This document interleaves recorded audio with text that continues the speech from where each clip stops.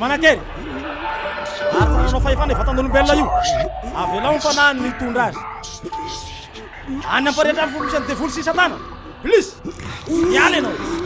Horonan-tsary mihetsika malagasy lava adika malalaka hoe long métrage misy raha mikodagna andiany faefatra ny folakandro ny alahady iraika amby roapolo ny volana janoary lasa teo no naseho voalohany ho an'ny mpankafy sary mihetsika sy ny vahoakany Tomasina. Raha tsy ivona trano mpamokatra iray eto Tomasina dia ny Optical Production no namokatra ity sary mihetsika ity ary ny zanaky Tomasina avokoa ireo nandray anjara tamin'ny filalaovana sy ny famelomana ny tantara. Samy nilaza ho afa-po tamin'ny firindran'ny sary mihetsika ireo izay sendranay tamin'ny fotoana nandalovana teny an-toerana. Ny fahitako azy ny horonan-tsary mahafinaritra ny zavatra vitan'ny malagasy. Eo ihany koa moa no atsika eto Tomasina nanana anjara ary nanana tombony voalohany ihany koa tsika nahita n'iny film misy raha migody fanjakana ambany rano. Ny fahazahoko azy ihany koa hevitra anankiray izay ahafahantsika mamantatra hoe misy an'izany fanjakana anaty rano zany navoaka zareo horonan-tsary izay nijerena teo tao anatin'iny film long métrage zany hoe horonan-tsary malagasy lava no jerena teo dia mahafinaritra be le izy. Mahafinaritra be. Le tena mahafinaritra le mise en scène sady mampimoe le izy no azo zegny hoe misy afatra nampitan-jareo tagnatiny tako. Tafavoaka tsara le film raha film malagasy hita fa efa maro be ny fivoarana misy na ny qualité amin'ny sary zagny na ny fizotrany tantara.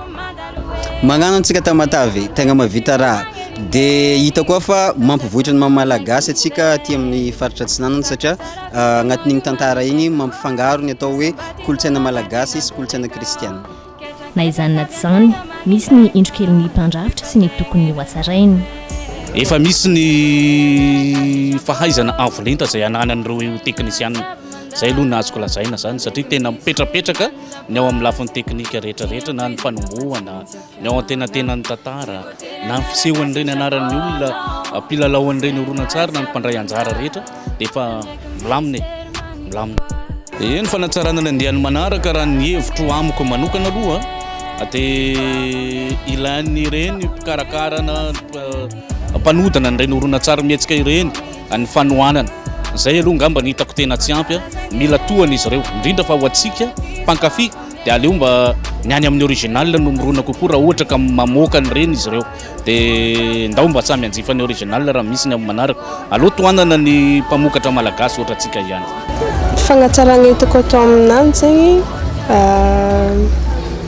ngambany le qualité sary le toerana.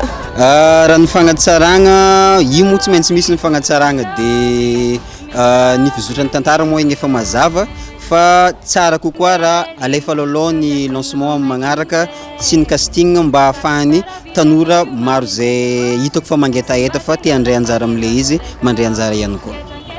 Na ireo nanam-panadrina ny ijery na ny mpikarakara dia samy tsy afa-po noho ny antony toetrandro ko nampanantena ny Optical Production famerina ny fampisehoana amin'ny fotoana izay mbola ampahafantarina antsika eto ihany na ny toerana na ny andro andefasana azy. Tsy voatery agnaraka sitraponao zegny raha jiaby mandaha fa ndraiky misy hery mandapoa